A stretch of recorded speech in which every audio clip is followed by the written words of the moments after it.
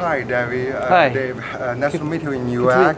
And we know you are the vice president of the AFA. And as we know, the AFA has the longest history and tradition, I think, among the 5 main sponsors of UAC, right? Right, correct. So, but actually, not so many Chinese astrologers are familiar with AFA. Can you make some introduction of AFA? Sure.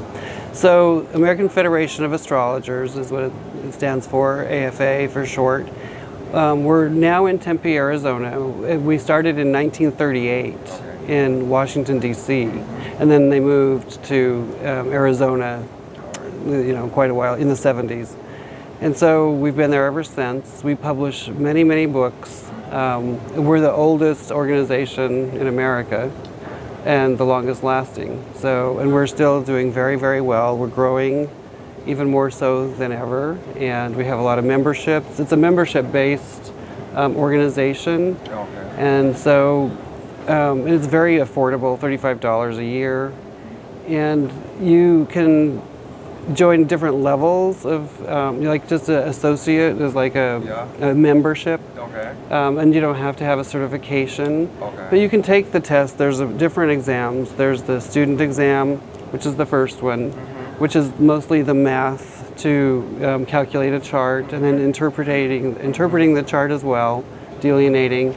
And then if you pass that, then you can take the professional level exam, which is a little bit more. There's still math involved, but it's more delineation and how to answer, read the chart.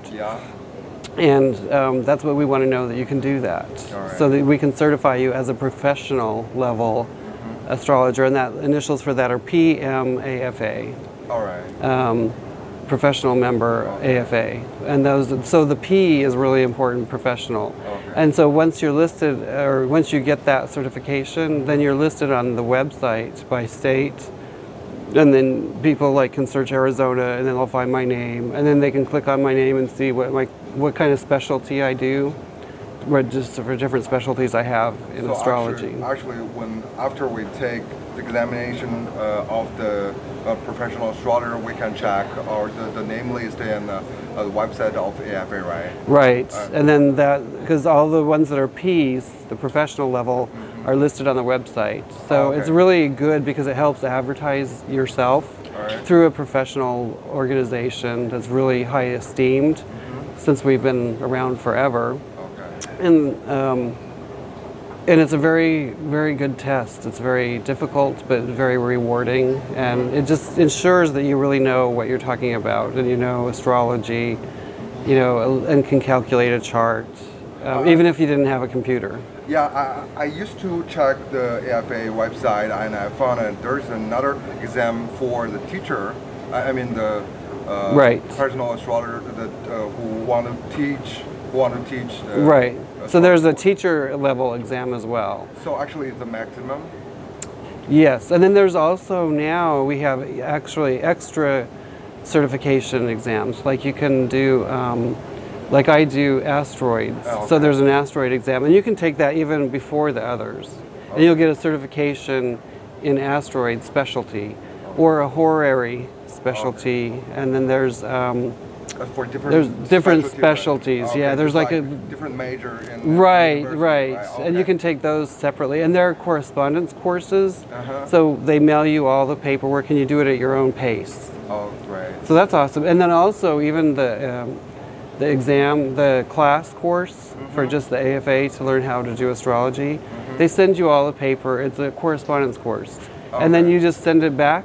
But now we have it, we just went online, so that course is also where you can do it on the computer, and it's your own pace. So actually the examination taker can do it online, or get the paper and then and send it in. But especially if you're in China, it's much easier to do it on the computer. No mailing, no nothing, and then you'll be graded. You get a teacher that helps tutor you and consult you if you have questions, or if you're doing good or bad or whatever, they tell you. And basically, how many times does AFA will organize the examination? A year? It's usually about twice a year. Sometimes it's once a year. It just depends. If there's students that are ready, we'll make it happen. You know, I mean, if you came and said, I'm ready and I really want to do it, I'll make a time for you to do it. But usually it's fall and spring. Oh, okay. So 2 times a year usually. But I usually find that students like to do it in the fall for some reason. So. And does AFA organize the sort of conference? Yeah. Hours? Yeah, we've been known. We did them forever in the 70s and 80s. Oh, okay. And then, like all the different organizations found that it kind of got stronger if we all joined together. Oh, yeah. And we can draw more people, and it's more affordable to do it this way, instead of each having our own separate ones, and then we're torn between which one to go to, you know. And sometimes they still have their separate ones, which is fine. But I think it's better to have the united, where we're all part of it, and because I like all of the organizations. I think they're all great. Astrology is great in all forms. Yeah. And we as AFA, the American Federation, really focus on research and education. Yeah. So we really that's our focus, educating people and researching it. I know the former name of the AFA is called Association of American Federal of the Scientific. Yeah, way back when. Yeah. It's about 70 years ago. Yeah. So they changed that a little bit. So I like it better this way because it doesn't eliminate, people. You know. And in the last, can you give some astrological tips for the coming months or the the rest of the year? Like what's coming up?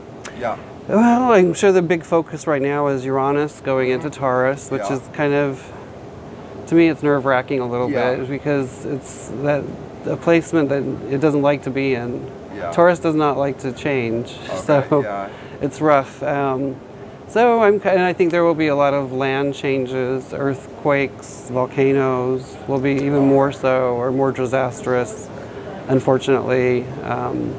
Our banking system might be going through some changes worldwide, not just America, but I think it's every country is going to have some changes to their economy and their money system.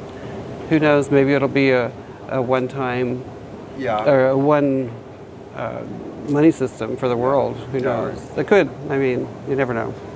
Okay. So, thank you very much. Thank you so much. It's good to meet you. Yeah, good to meet you. Yes. All right. Thank you.